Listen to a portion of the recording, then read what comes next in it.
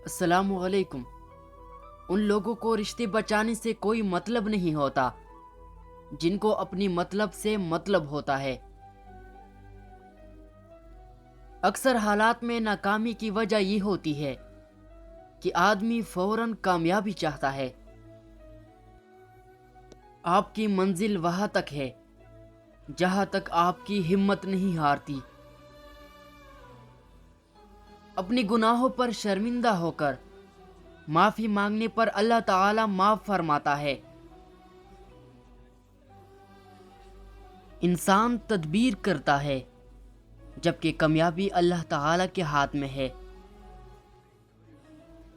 انسان کے اندر خوب سے خوب تر اور مفید سے مفید تر کی تلاش کا جذبہ ہر وقت کام کرتا ہے۔ انسان کے اندر شرم و حیا ایک فطری جذبہ ہے۔ ایک اندھا دوسری اندھی کی قیادت کرے گا تو دونوں غار میں گریں گے۔ آنکھ والا وہ ہے جو اپنے آپ کو دیکھے۔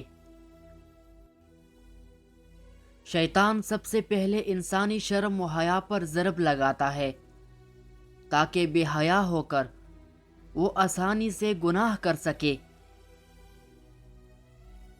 اگر تم نیک بننا چاہتی ہو تو نیکوں کی صحبت اختیار کرو۔ خواہشات کی پاؤ چادر سے باہر نکل جائے تو پھر سکون نصیب نہیں ہوتا۔ اگر لوگ تم سے متاثر ہو رہے ہیں تو تکبر نہ کرو بلکہ شکر ادا کرو اس رب کا جس نے تمہاری عیب چھپا کر تمہیں لوگوں میں معزز بنا رکھا ہے۔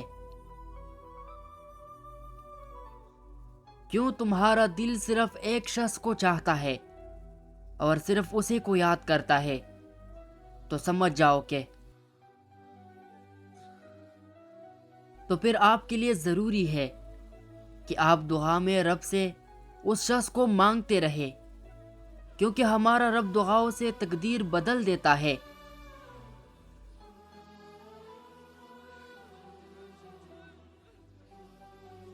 لہجے اور الفاظ کی خوبصورتی وہ خصوصیات ہے جو آپ کو ان دیکھے انسان کا دیوانہ بنا دیتی ہے۔ زندگی کو سمجھنا ہے تو پیچھے دیکھو، اور زندگی کو جینا ہے تو آگے دیکھو۔